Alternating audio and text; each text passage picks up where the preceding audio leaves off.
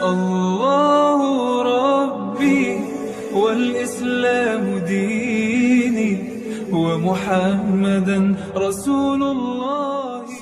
Assalamualaikum warahmatullahi wabarakatuh. Sahabat beriman, ular merupakan hewan yang ditakuti oleh manusia sejak zaman Rasulullah. Hewan ini sangat diwaspadai keberadaannya. Meskipun menjadi hewan yang ditakuti, tapi tahukah kalian bahwa ternyata ular juga rindu dengan Rasulullah SAW? Lalu bagaimana kisahnya?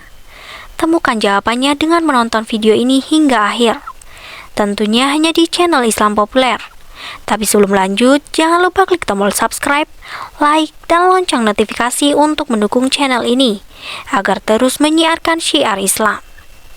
Sahabat beriman, ular biasa kita jumpai di sawah, hutan, atau di semak-semak. Tetapi terkadang ular bisa masuk ke dalam rumah. Hewan ini memiliki racun yang mematikan ketika menggigit. Ada juga yang membunuh dengan cara melilit. Hewan ini bisa menjadi ancaman bagi manusia, sehingga terkadang orang membunuhnya. Tapi apakah dalam Islam kita diperbolehkan untuk membunuh ular? Sejak zaman Rasulullah SAW, ular termasuk hewan yang berbahaya, dan kita diminta untuk menjauhinya. Pada saat itu, beliau menganjurkan untuk membunuh ular seperti yang dijelaskan dalam sebuah hadis. Dari Abu Hurairah radhiyallahu anhu, ia berkata, Rasulullah SAW bersabda, "Tidaklah kami pernah berdamai dengan ular sejak kami memusuhinya.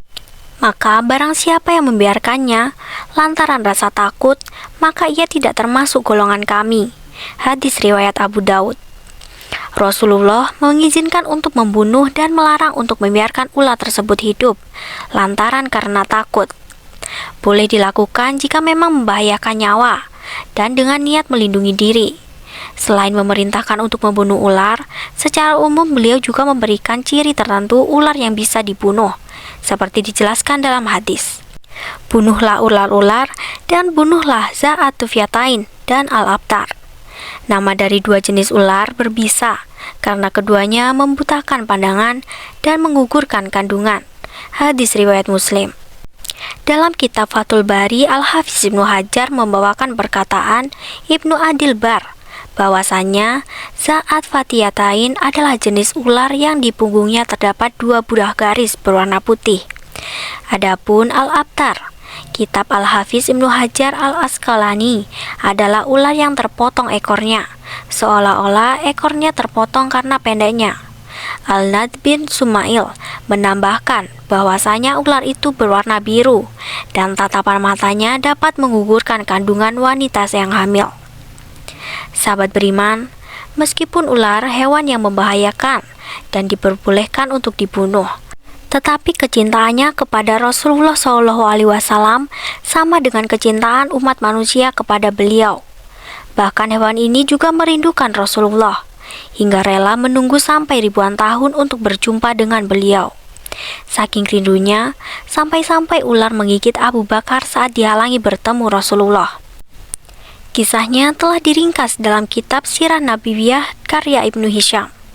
Dalam suatu waktu, Jibril memberi kabar kepada Nabi Muhammad SAW tentang rencana orang-orang Quraisy yang akan membunuhnya. Jibril memerintahkan Nabi agar lekas meninggalkan Mekah. Nabi kemudian mendatangi Abu Bakar. Nabi berkata, "Sesungguhnya aku sudah diizinkan untuk hijrah." Kemudian Abu Bakar bertanya, "Apakah aku menemani wahai Rasulullah?" "Ya," jawab Nabi. Saat malam tiba, Nabi Muhammad pun keluar dari rumahnya, kemudian mendatangi rumah Abu Bakar, lalu melakukan perjalanan hijrah. Orang-orang kafir Quraisy masih mengejar Nabi. Akhirnya Abu Bakar memutuskan untuk bersembunyi di Gua Sur, yang berjarak sekitar 7 km dari Masjidil Haram Mekah. Di depan mulut gua, Abu Bakar berkata, "Demi Allah, janganlah Anda masuk ke dalam gua ini sampai aku yang memasukinya terlebih dahulu. Kalau ada sesuatu perkara buruk, maka akulah yang mendapatkannya, bukan Anda." Abu Bakar masuk, kemudian membersihkan gua tersebut. Lubang-lubang yang ada di gua ditutup menggunakan kain. Ia khawatir jika tiba-tiba ada hewan yang bisa membahayakan Nabi. Semua kain habis, tapi masih tersisa 2 lubang. Abu Bakar kemudian berniat menutup lubang itu dengan kedua kakinya. Setelah gua dipastikan aman, Abu Bakar mempersilahkan Nabi masuk. Ia mempersilahkan Nabi untuk tidur berbantalkan pangkuannya.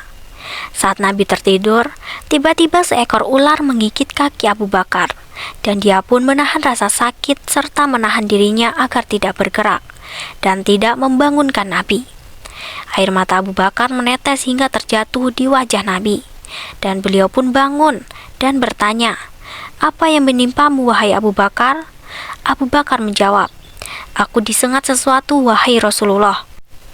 Dan ternyata yang menggigitnya adalah seekor ular.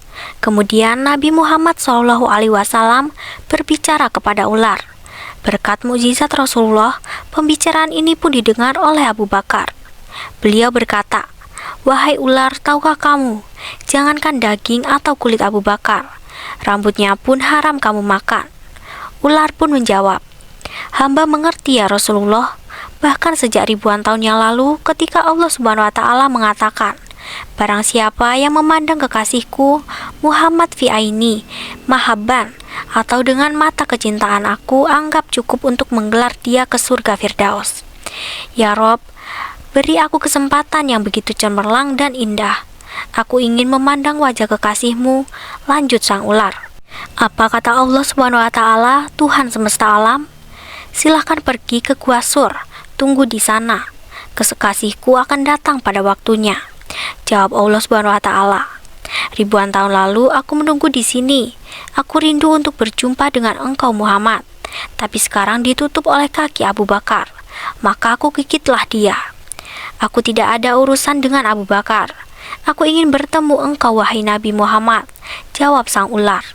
Rasulullah pun berkata, lihatlah ini wajahku." Dan sang ular pun dari Gua Sur memandang wajah Nabi Muhammad SAW dengan penuh rasa cinta dan rindu. Setelah itu, Nabi Muhammad SAW mengobati kaki Abu Bakar menggunakan ludahnya, dan atas izin Allah, seketika luka itu langsung sembuh, dan ia kembali tenang lalu tersenyum kepada Rasulullah.